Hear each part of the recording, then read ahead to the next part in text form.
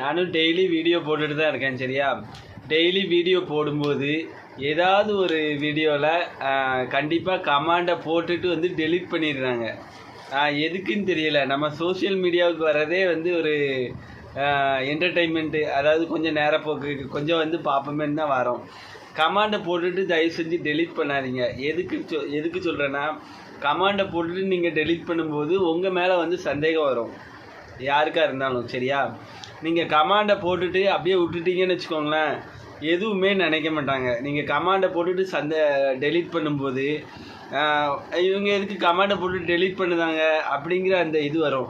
நான்லாம் பாருங்கள், கமாண்டு போட்டால் அப்படியே தான் கிடக்கும். எதுலனாலும் நான் எதையுமே டெலீட் பண்ண மாட்டேன். கமாண்டு போட்டால் அப்படியே கிடக்கட்டும். நான் கண்டிப்பாக பார்த்தா ரிப்ளை பண்ணுவேன், பார்க்கலன்னா ரிப்ளை பண்ண மாட்டேன். அவ்வளோதான். சரியா, சும்மா கமெண்ட் பண்ணுங்கள். நம்ம சோஷியல் மீடியாவுக்கு வரதே கொஞ்ச நேரம் டைம் பாஸ் தான் வாரோம். நன்றி, வணக்கம்.